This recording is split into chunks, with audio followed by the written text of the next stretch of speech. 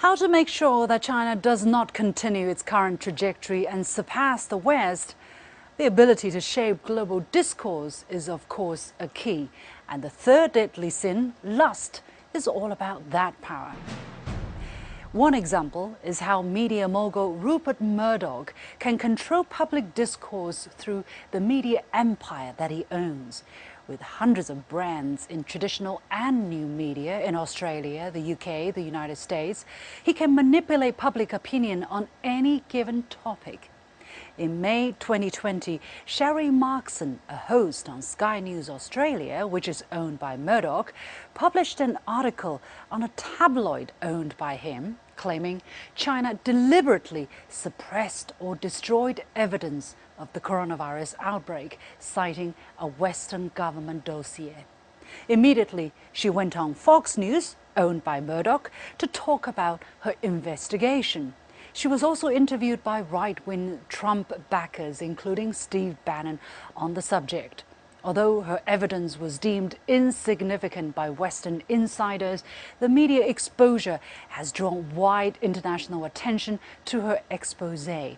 This heralded a new wave of accusatory pieces against China.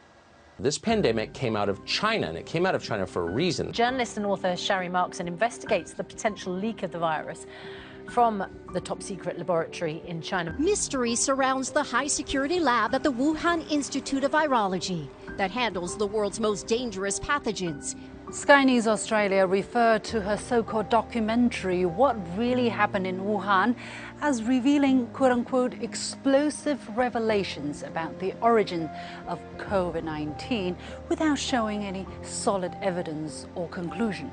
Same thing goes for the Wall Street Journal, another branch of Murdoch's empire, which produced its so-called news exclusives on Wuhan using unsourced and unproven evidence.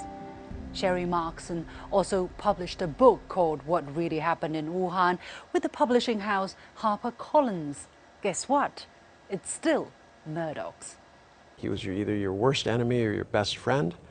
He then moved on to Britain, did the same thing, and then to the United States and did it again. He was controlling who was in power in 3 Anglo-Saxon countries, literally spanning the world. And and he honed it down. You have one source, quote that source, quote another source, and it's circular. There's no new information. It's just re-quoting it. Despite all the hype, there is not a single shred of evidence to support the claim that the virus was either produced or leaked from a lab in China. 它攻击的这个内容就不存在，我们实验室从来就没有这个新冠病毒，原来没有操作，在2019年12月30号之前，我们没有这样的一个病毒的存在，所以不存在实验室的泄露。就这个话题就不存在，这个不成立。Although I have been collaborating with Cheng Li Shi from the Wuhan Institute of Virology, I don't think neither Cheng Li, neither us, we could engineer a virus such as SARS coronavirus. As an epidemiologist who kind of looks at the totality of data, there is no directionality, and that lack of directionality, in my sense, is the best evidence that there is no, specific lab origin. The case of Murdoch is just one example of how capital manipulates public opinion and sentiments. The relationship between Western governments and the media is an open secret. We often think that the United States has this free press, but actually the United States government and the press are very connected, and oftentimes all they serve is to paint a picture of China that is inhumane and quote unquote uncivilized. They also promote the policies that governments who are antagonistic for China, like the United States, they are therefore justified. An apparent commonality in China-related reporting is tracing any responsibility all the way to the top Chinese leadership.